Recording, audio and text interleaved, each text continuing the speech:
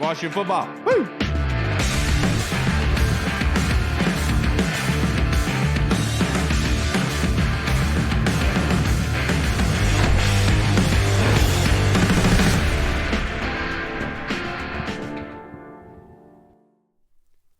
Hello, everybody, and welcome to the Burgundy Zone. I am your host, Kyle. I'm not joined by my co-hosts quite yet. Hall and Reed should be here very soon. Joined by my guest co-host, Mr. Corey Sanchez, a.k.a. Sanchez. Thank you for joining us on this beautiful Sunday for this recap of the 27-10 loss to the San Francisco 49ers. Just want to say the Burgundy Zone is a part of the Frederick Podcast Network. You can find out more by going to www.listenfrederick.com. Corey, immediate recap, immediate reaction. I mean, it is. I thought that San Francisco could have won a little bit harder on us in the paint, but you know what? I think I didn't learn anything today too much about this team. I think that there's holes everywhere. The lack of depth. I think that maybe one thing that we did learn is that Deron Payne and Jonathan Allen are still Deron Payne and Jonathan Allen. They had some good plays. They did. Um, on defense, and I thought the defense at points they looked well. Offensively, there's a lot of questions. I mean, you can't if you Sam Howell, on third down, you can't make those you can't make that debilitating interception when you know you have an opportunity to go for a field goal and make it a one possession game. But also to that fact is you can't function if you have your lineman in your hip every time or on your shoulder or something like that. So it was just, to me, Kyle, it was a lot of the same things that we have seen throughout this 7-game losing streak that's kind of gotten us to this point of where we're like, hey, it's time. It's the winds of change are in effect, and let's finally get to 2024. Yeah, the biggest news of the day, the Arizona Cardinals beating the Eagles, kind of making things interesting. Washington right now floating with the possible second overall pick. But to bring this back to Washington, Corey, I wrote this question down. I want to get your opinion. Like, I don't know it's very general, but because we're talking about this game and kind of the players that we saw, a lot of players being taken out. Obviously, we saw Fuller not playing, Benjamin St-Juste. But were there any questions that were answered today, in your opinion? No, none that I feel like I didn't need to know. I think there's question marks across the board. I still think that, we don't have any answers if Sam is the future or not. Right. I still think that there is, because I'm a Sam guy. I support him. I felt bad for him today. You can't help but feel bad for him because he's going out there being a soldier all the time. But it's the same thing over and over again. It's the debilitating interceptions. I did have one question that I don't seem to get the answer. Where was this running game at throughout the whole regular season? I mean, Kyle, how many times have we read? Because I know you break down, you watch the film, 5,000 hours of film each week. So what is with that bit? What is the 5,000? I don't get it. I don't get it. I don't know what that. I really don't know what it is. But I know you break down a lot of film. How many times have we ran the ball 3 consecutive times this season on offense? It's very rare if we do. Yeah, mean, back to back is rare. Right. It's EB is very quick to change things up and go to passing. And like I can understand why he does it because I understand the mindset of, throwing to score and then running to win essentially and being able to liquidate the clock when you have the advantage in the points though. But like I understand because with EB, him growing as a play caller, obviously he's not perfect. And I understand that going into this, right? I'm not going to expect him to be perfect.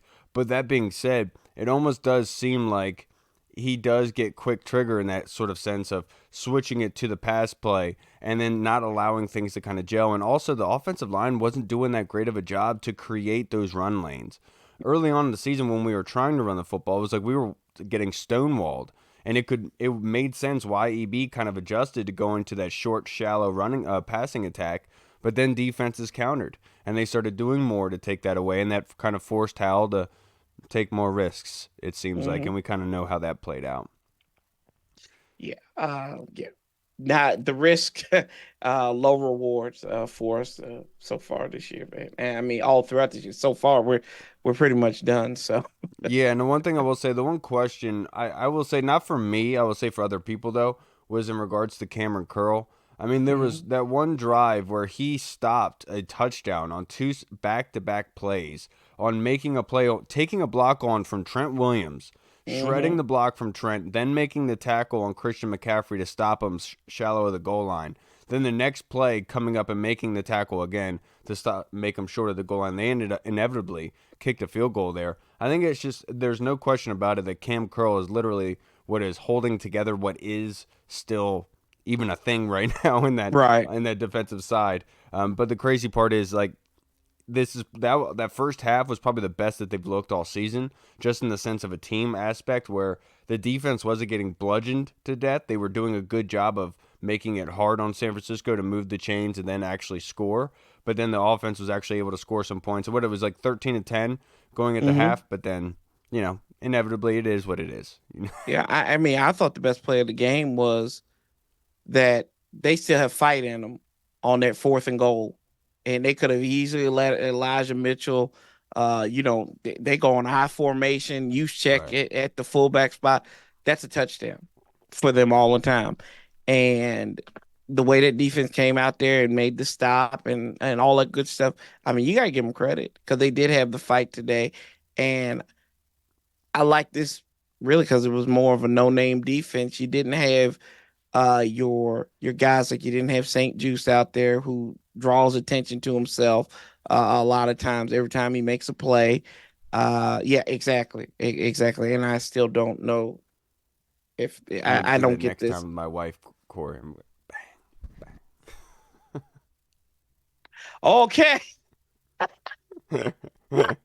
I'm you joking. gonna I'm you joking. gonna lock her down. I got you. I No, but got hey, you. Corey, the title of this episode is the plot twist, and Uh-huh. so kind of because of the switch with quarterbacks that happened with the Jacoby Brissett going back to Sam Howell.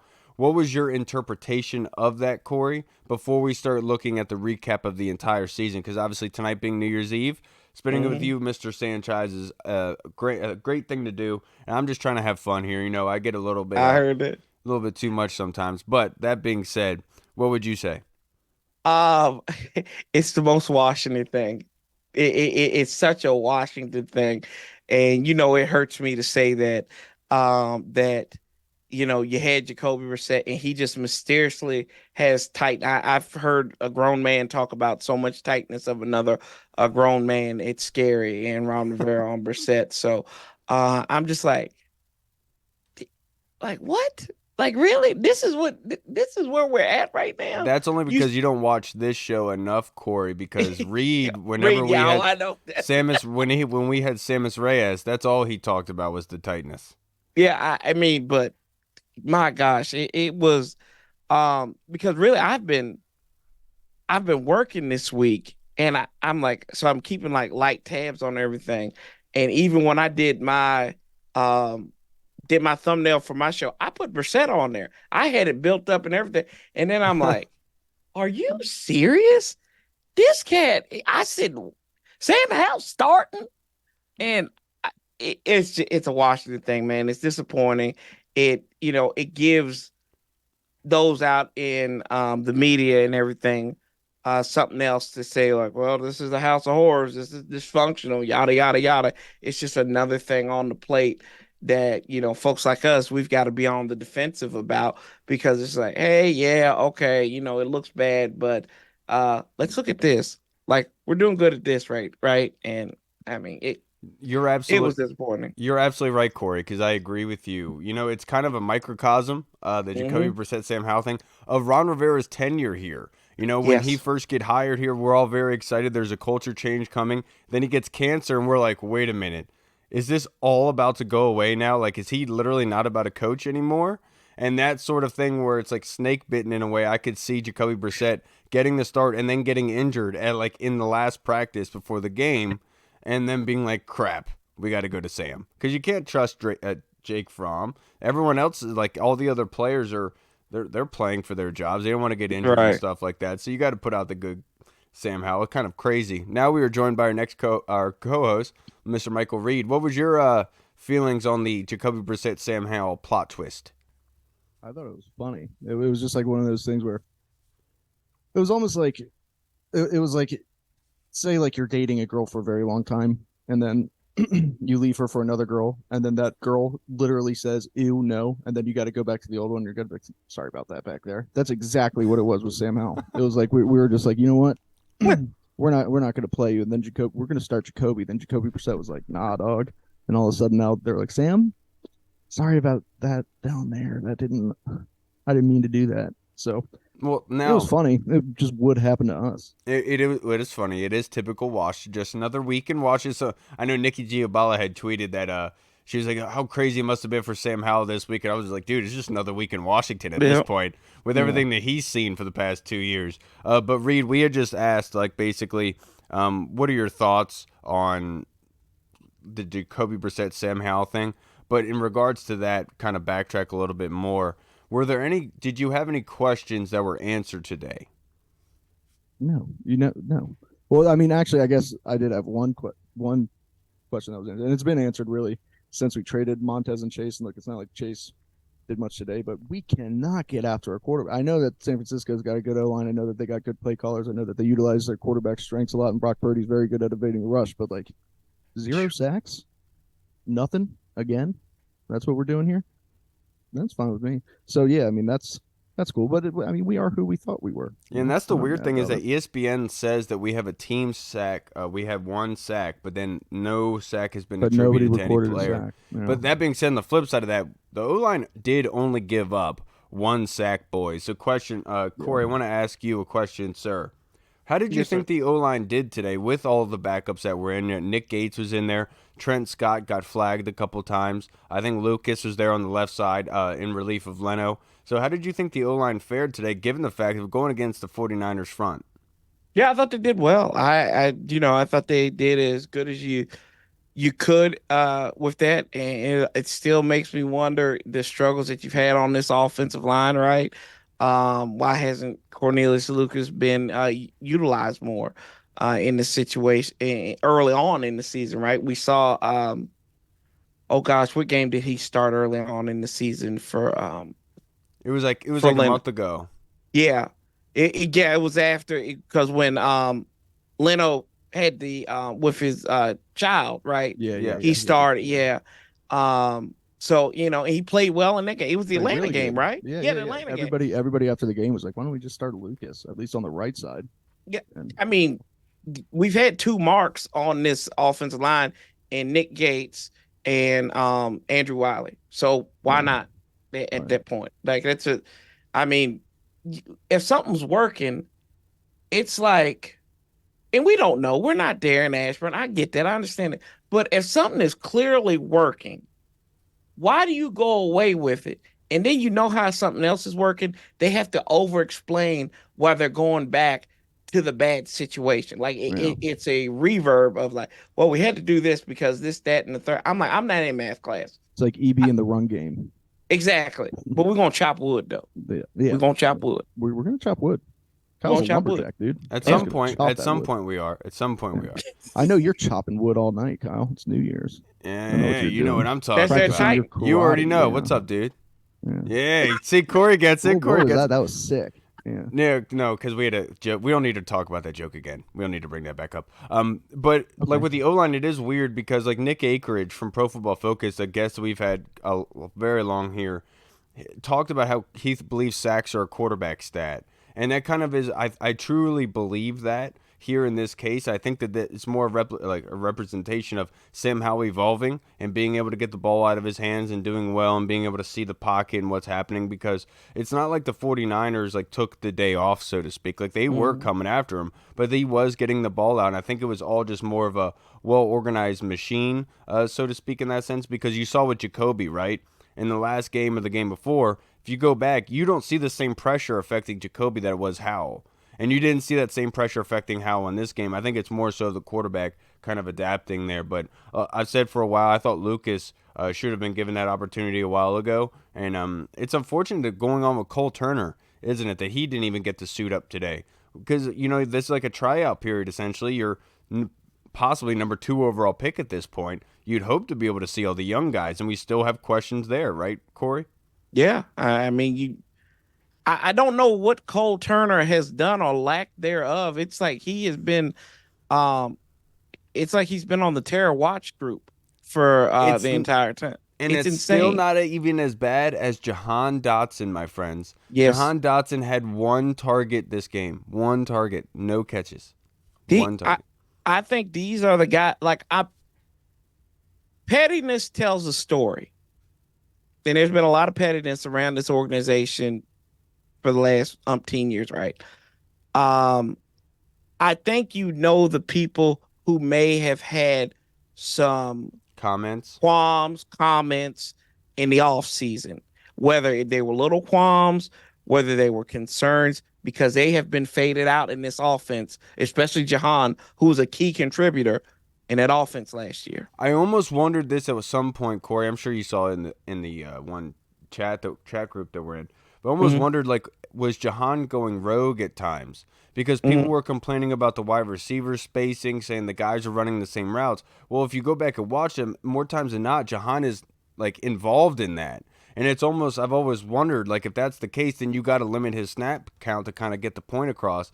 To your point about the pettiness aspect of it, but it's weird with Jahan because it's not like he's injured, and it's not like he's not a good ball player. He needs to be able to get the ball in his hands, right? And it's just weird. Yeah, it's not even just Jahan though. Guys that you expected to do good, guys that made headlines all off season, Emmanuel Forbes. Lots of people were like, Jahan's going to be the number 1. He's probably better than Terry. Yep. Emmanuel Forbes, it was like, this dude gets a pick 3 times a practice. He's always around the ball. And it's just like, what is happening? What is going on with these guys? And they're just non-existent, especially Emmanuel Forbes. I mean, then again, he turned sideways. You can't see him. He did have a really good play in the red zone. I forget who it was on, but I'm just mainly talking about all season. Yeah, it's just weird how today he looked like a different animal. So I am more intrigued with Emmanuel Forbes going forward after his play today. He did seem to progress a little bit. But last question before we start getting into fan questions or a couple others here, Corey. A player that stood out in a good or bad way that you wouldn't typically put up there in the limelight, a lot of people would talk about. Oh,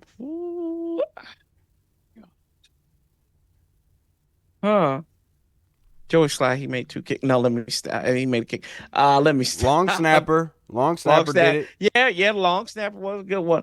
I would probably have to say I like the motor of Khaleke Hudson. Is that bad to say? I really like the motor of him. I see him since he's really gotten to this starting role. He's around plays. Now he makes mistakes, right?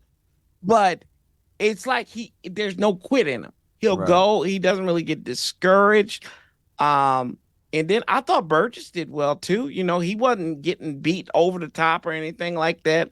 So at the free safety spot. So kudos to Terrell Burgess too. And that's what a Pro Bowl player is supposed to look like, right? Yeah, you're absolutely right. The one guy I'll say is Sam Cosmi. I thought that he has probably gotten a lot talked about him so far this season, but I thought that he showed out some really good times, like the Brian Robinson screen. He gets out there in space with Nick Gates, is able to clog up that and then spring Brian Robinson on that screen. It was absolutely beautiful. I think that's somebody who really stood out today as well. I was going to say Khaleke had 11 tackles on the day, was second on the team with it behind Cody Barton, but very, very good as well. Anybody you got in mind, Reed?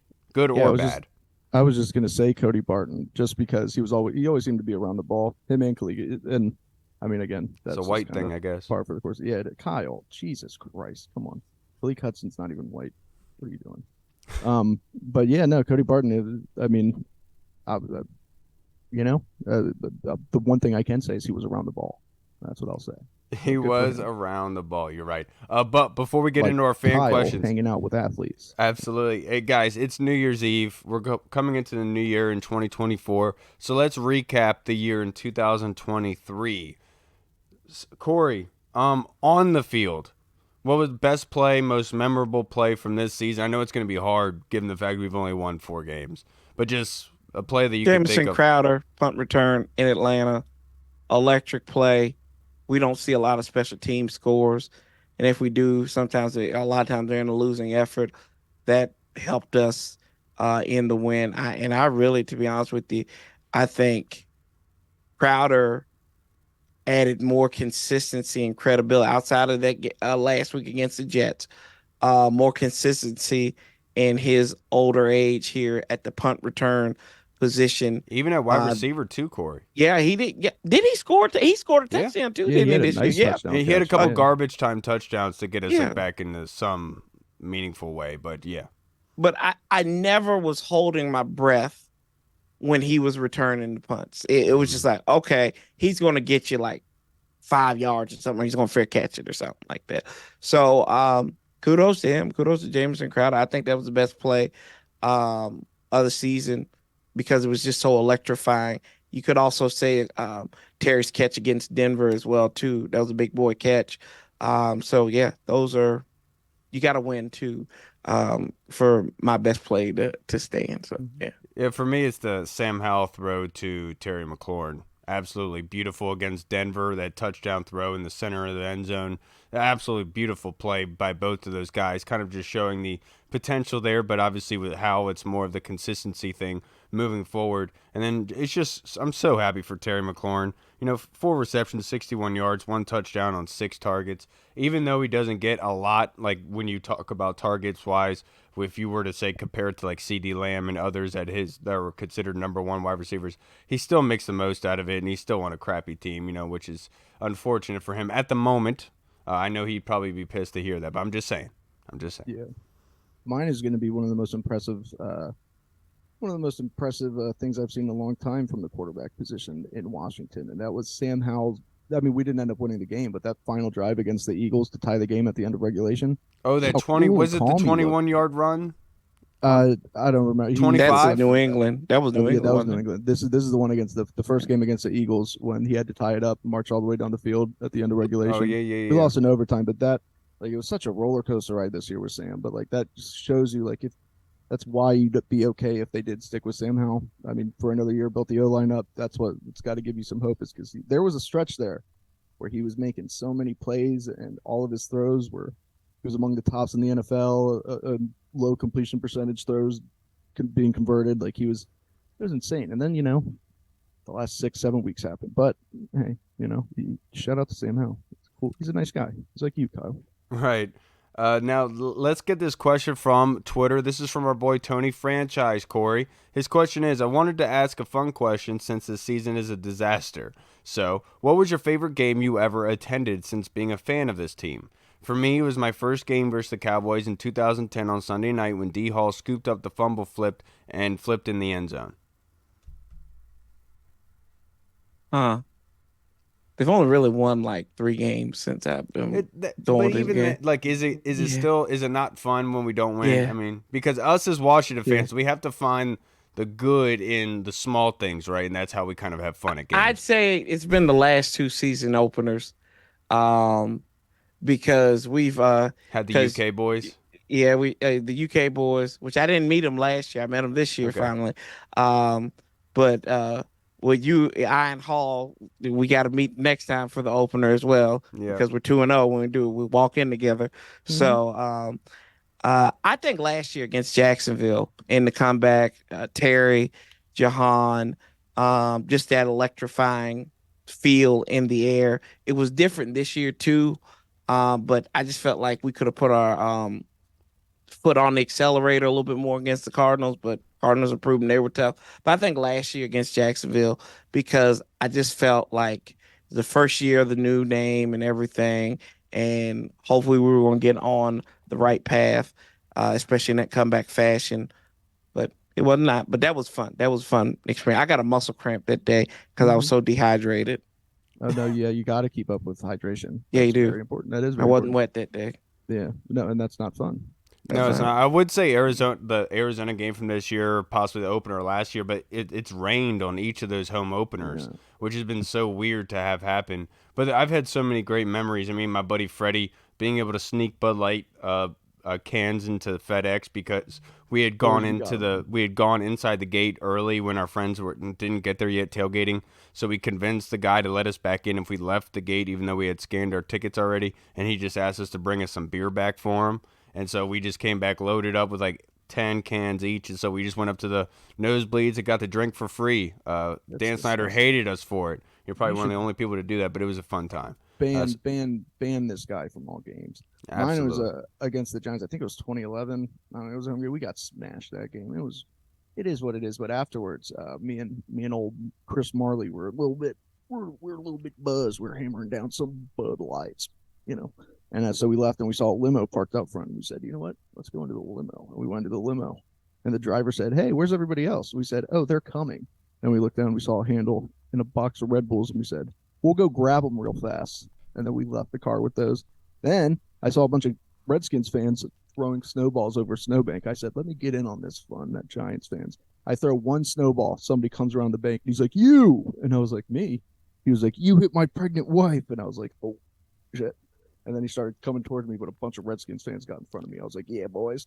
Then we went from there to the car, not to drive. And I started taking a pee between my car and the car next to me. And the lady walks up who owned the car next to me and started trying to fight me. It ended up being Marley's boss. And that was interesting. That was fun. Very interesting. Yeah. So that was pretty cool. She must not have liked the package that was there at FedEx Field that day. I will say that. Who would, Kyle? Yeah, I know, seriously. But I will say probably the best game, actual physical football game that I witnessed at FedEx was probably the Monday night or the Thursday night game. Was it against the Giants last season? Oh, yeah, that was fun. With Ricky Seals-Jones. I went there with my buddy Donnie, James Goss, my brother-in-law BK. We were all there. And that was a fantastic football game of Ricky Seals-Jones catching that crazy touchdown at the end of the game in the corner of the end zone. That's probably one of the best where we actually won the game. A fantastic question, Tony. That was good. The next one, Corey, this is from the Colonel. Thank you, Colonel. This question is Caleb Williams really a generational quarterback like Trevor Lawrence was supposed to be? I heard he's no taller than Sam Howell. Is he going to be the one we reach for in the first round? If this fan base had it, yeah, we reach for him. And I'm biased. I don't want any more local products being the face of our franchise.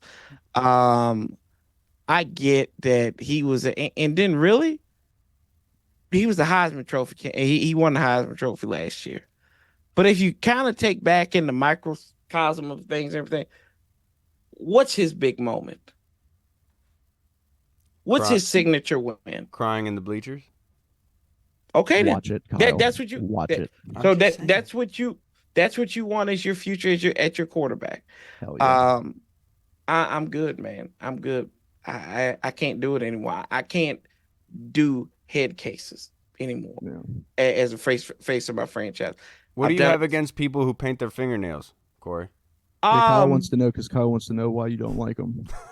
Why I don't like them? It's not. Hey, Kyle paints his fingernails. Kyle on the weekends. I like that. I like that gloss, that light gloss. Hey man, he's a girl dad. He got to do what he got to do. No, that's true. But he did it long before Look, then. see, I got you. Thanks, that's my boy right there. Yeah, I you don't. were 16 when you started doing it. Okay, come on. He was foreshadowing. Right. Yeah, I just don't like. I don't want that stigma. I don't like the stigma because it's more than just. This isn't Madden. It's not just the guy with the rating that can throw the rock, because we've had guys that can throw the rock that have looked good.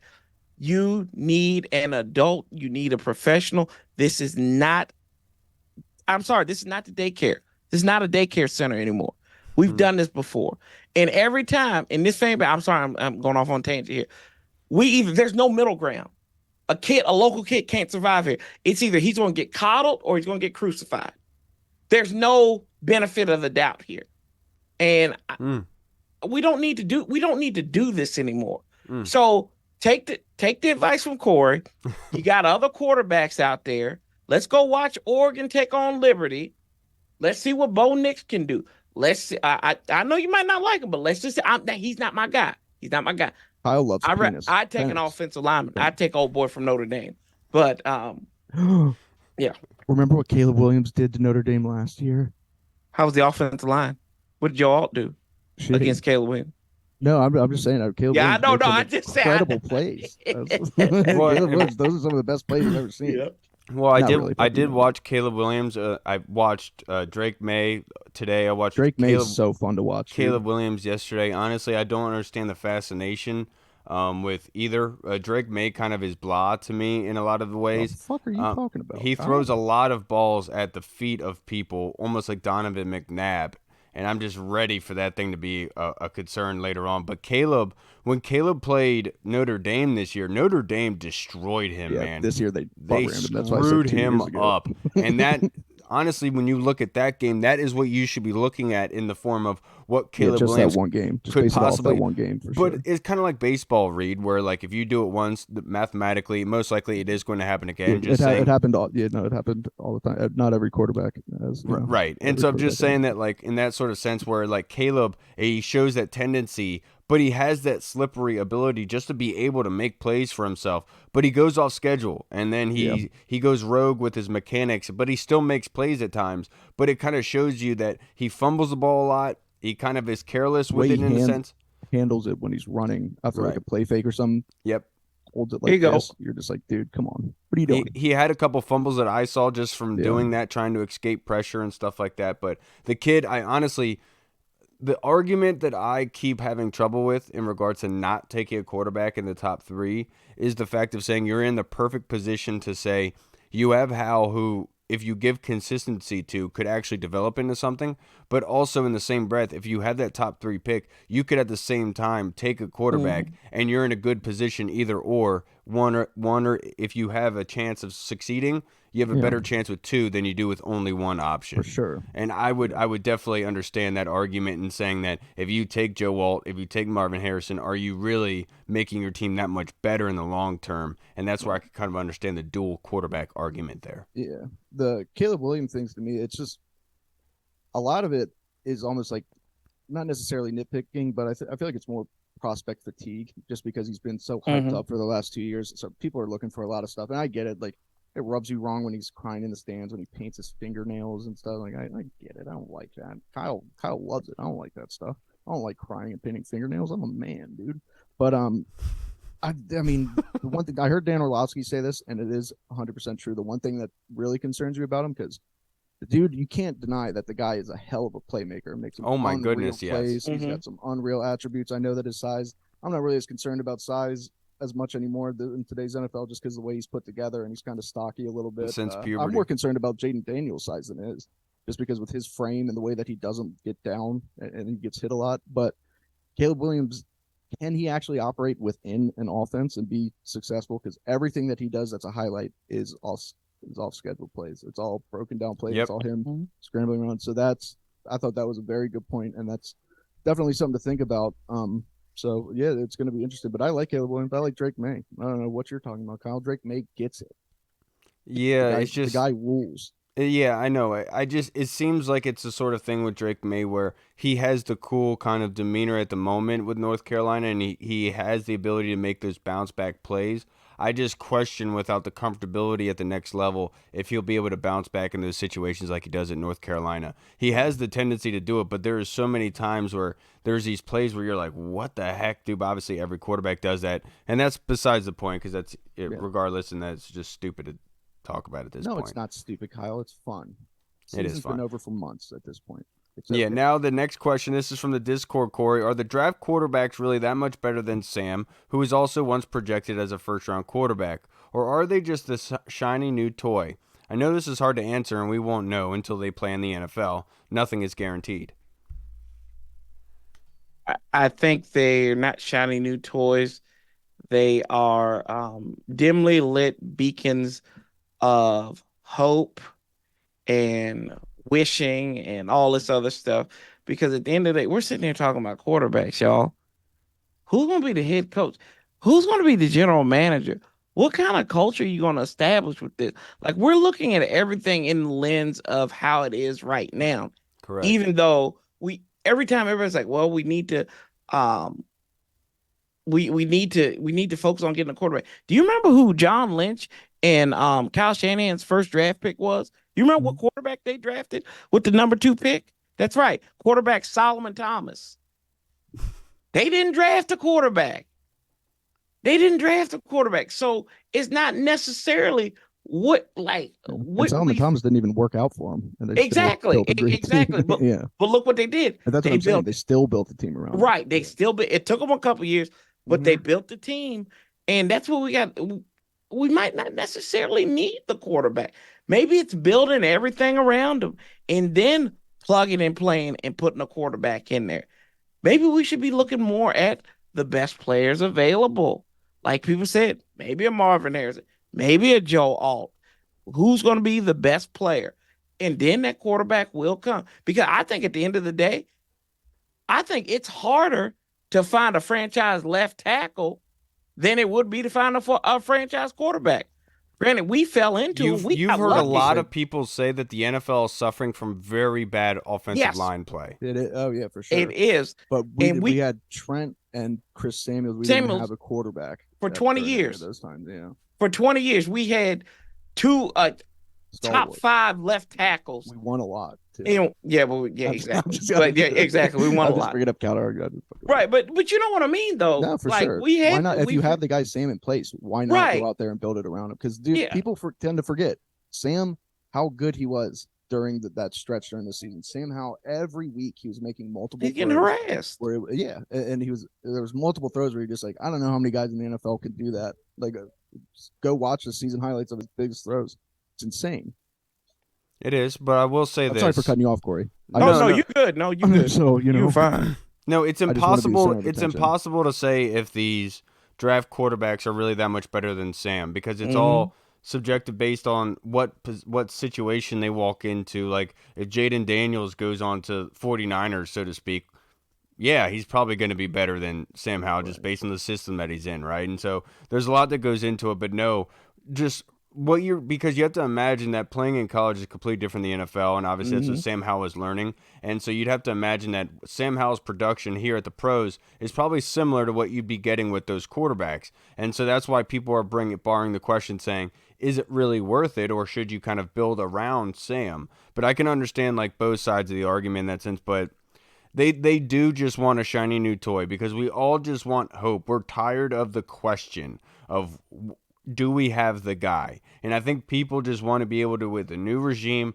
new franchise, to say, top 3 pick, we have the guy. And honestly, at this point, if they decided to take one of those quarterbacks, I'm not going to be mad at it. I understand at this point. I don't care either way at this point. They just better hit on whoever it is. Right. Like if you're picking that high, hopefully we won't be picking that high often. You get a franchise left tackle, awesome. Make sure he's a franchise left tackle. If you get a quarterback, make sure he's a franchise quarterback.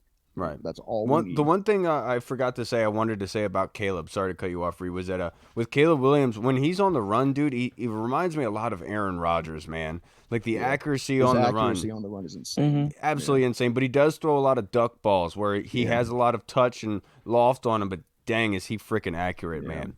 A great question. Thank you. I appreciate that, Deluxe. Now, the next question from Deluxe, Reed. If they stay at number 2, meaning the Commanders in the draft, would you entertain trading back? Oh, yeah. Dude, there's so many holes on this roster. And if they're at number 2, you can trade back. Somebody's going to give up a king's ransom for a Drake May or Caleb Williams, whoever's up there, or whoever that they want. Quarterback. Drake May just seems like a New England quarterback. He does. Yeah, he does. And that's not a bad thing, though. Think about the New England quarterback before this last one for a long time. You know what I'm saying? But yeah, of course, dude. We have so many holes. There's not that many good edge rushers at the top of this draft, but you can get some meat and potatoes back towards the as of right now, the end of round 1 and early round 2, something like that. So I mean, you just need as many picks as possible. Give your chance. I would love that if you get a nice ransom for trading back a little bit. I mean, sure, I'd entertain it, Deluxe, but I hate this style of question because, like, if you look back at Justin Jefferson, so to speak, right?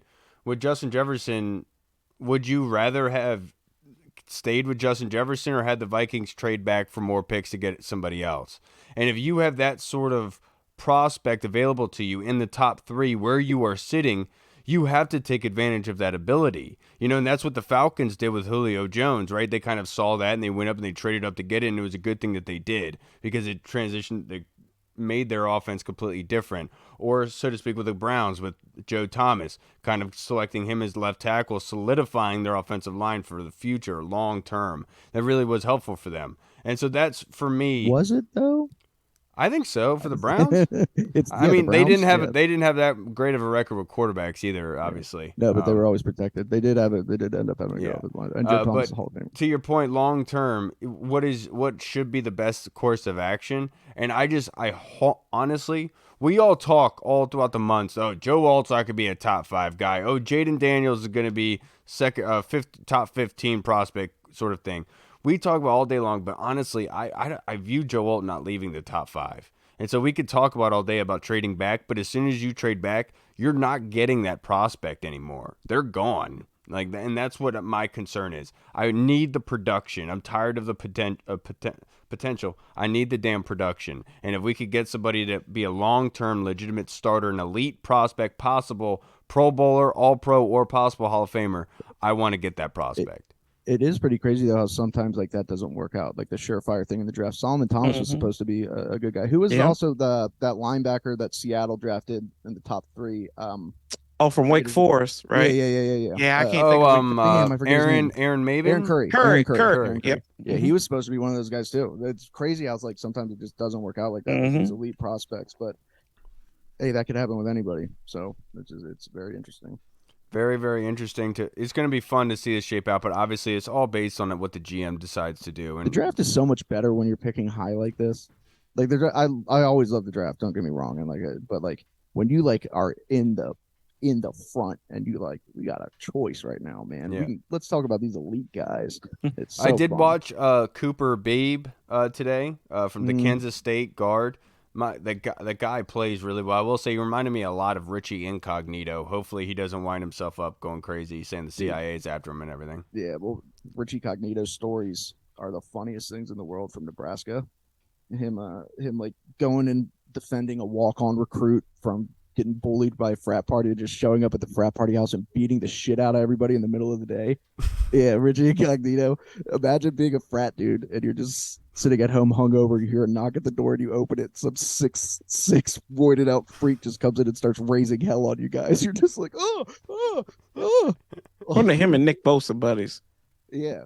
Oh, yeah. Definitely. Now, the next question we have, Corey, is from Tim Towner in the Discord. He says, would you rather have, number 1, have Harris hire a GM who has GM experience or a first-timer? Number 2, have the GM hire a head coach who has head coach experience or a first-timer?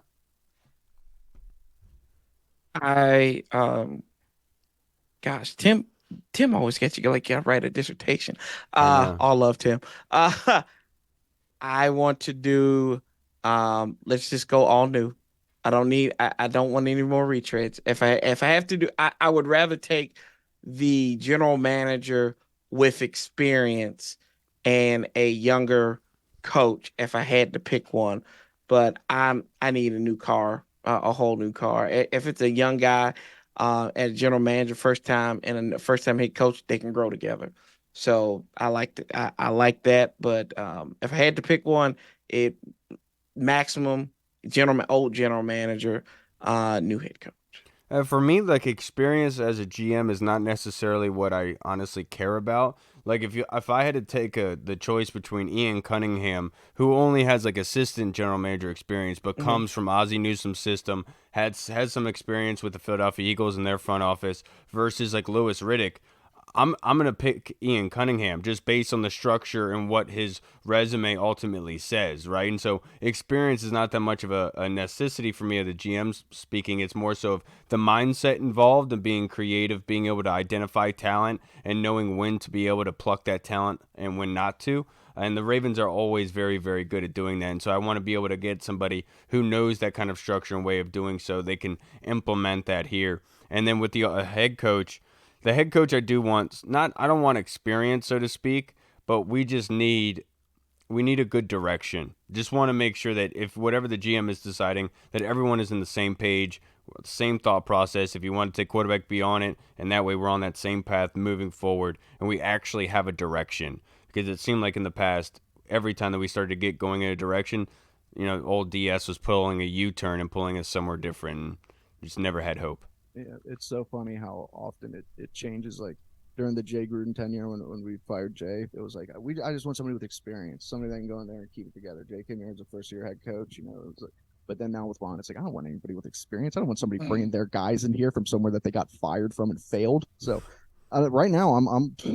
Then again, I changed like the weather, Kyle. That's my thing. But I'm all in on. Give me two newbies. Give me two virgins, Kyle. You know all about that. Give me two guys that they don't have experience yet. Maybe they've had an assistant general manager position. Maybe they're obviously an offensive coordinator. You don't want to hire, a ball boy, but give me some fresh blood in there and see if they can figure this thing out. We could get a pro scout who learned everything. Daniel Kelly. There you go. We can get Daniel Kelly. If we can get Daniel Kelly as a head coach or a GM, I'm in. Have you seen Tim Tebow will be here to the next morning. Tim Tebow will be here. We're not going to punt the ball, so bye, Tress. Yep. Where it's going to be, it's going to be sick. I'm excited for that. Actually, we should hire him. Nobody has the balls to hire him, to be perfectly honest with you. Yeah, because they don't want to change the world. I know they don't want to. They want to watch us suffer. That's what it is. He's Oppenheimer. He's Oppenheimer. Yeah.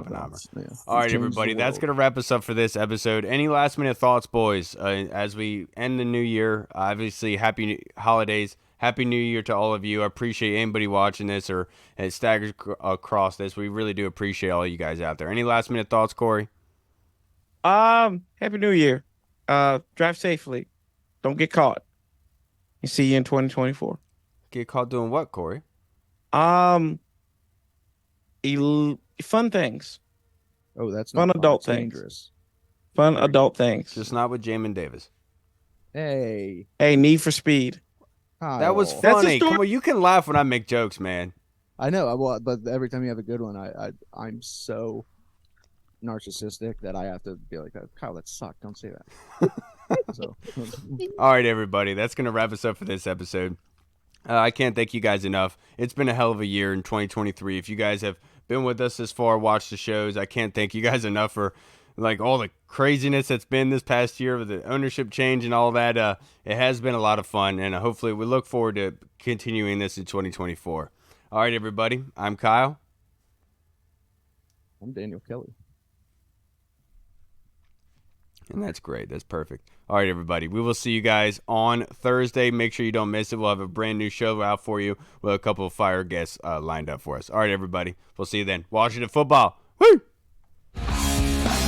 What's up, everyone? This is Kyle from the Burgundy Zone. We are releasing our own merch to support the show. If you want to rock the Burgundy Zone logo or you want to see Reed's face on your shirt, we got it. We're starting with t-shirts, hoodies, and zip-up. So if you're a fan of the show, make sure you snag one before they are gone. Check out the link in our bio on Instagram, or you can find the link in the description of the video. Thanks again for all your support.